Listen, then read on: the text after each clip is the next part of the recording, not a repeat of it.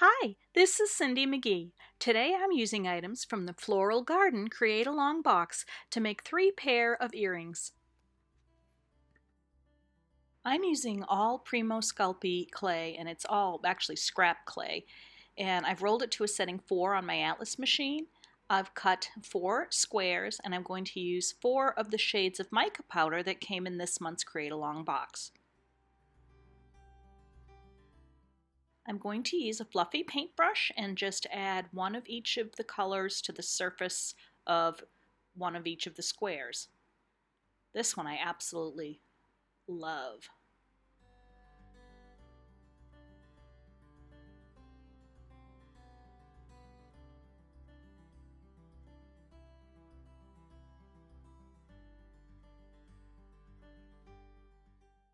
I created a base sheet of clay with the same scrap black, and I'm going to tear up the pieces with the mica powder into small pieces and place them randomly over the sheet, overlapping each other until I've completely covered the surface.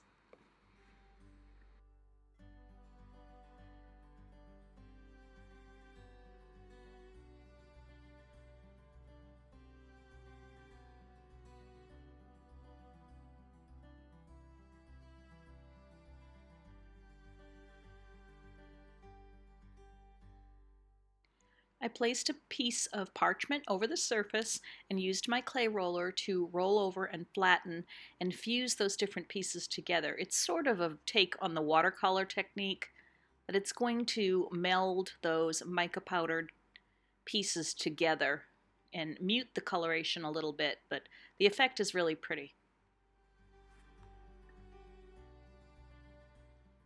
Okay, now I'm going to use 2 of the stamps that came in this month's box, and I'm going to make impressions. You do want to use a release agent with these. You can use water or mica powder.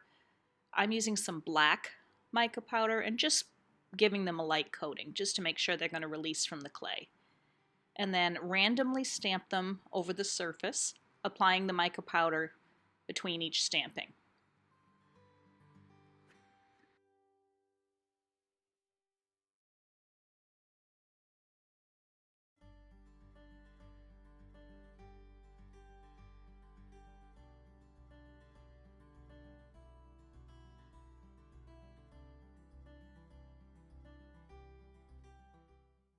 And here is the finished slab. I think it's really rich looking, and it'll make pretty jewelry for fall especially. I'm using my wide diamond marquee cutters from Create Along and the teardrop cutters also from Create Along to cut out some different elements for jewelry from this slab.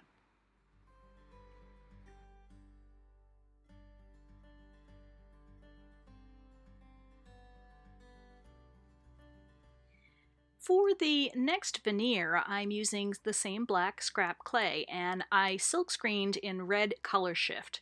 However, a note to warn you, when I baked these, as you can see, the color shift paint is no longer red. It's gone to sort of a faded yellow. It does still shift to blue, but you don't want to be aware of that before you choose to use the color shift paint. But let me show you how beautifully the Scandinavian floral silk screen screens onto the black clay.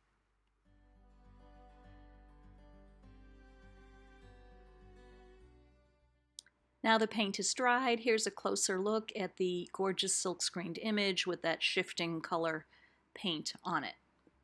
Same teardrop cutters to cut a couple of pieces of this to make some earrings. To create the slab, I'm using more of that scrap black that I rolled to a 3 this time on the clay machine, and an assortment of the trading coin size stencils that came in this month's box. Just choose the first one that you'd like to use, and I like to roll it over the surface so that it's going to give a little texture in addition to adding coloration. And I'm going to use the same colors of mica powder. I'm going to start with the yellow and apply it to the surface, and then carefully lift it and move the stencil and repeat until I've randomly covered the surface with some of the yellow stenciled images. Then I'm going to repeat with a different stencil and this sort of rosy gold pink color that came, and the red with a third stencil, and then a fourth stencil and some of that metallic green.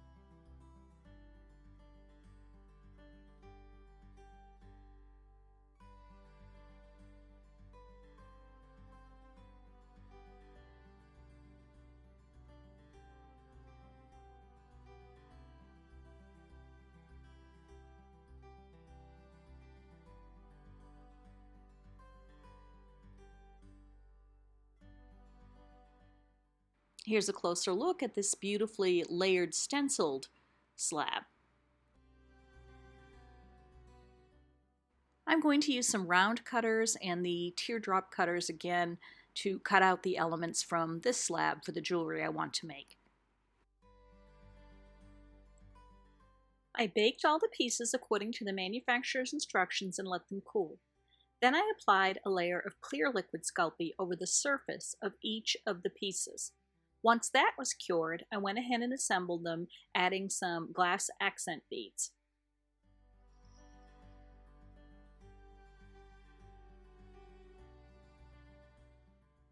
I hope you enjoyed this tutorial using items from the Floral Garden Create Along box.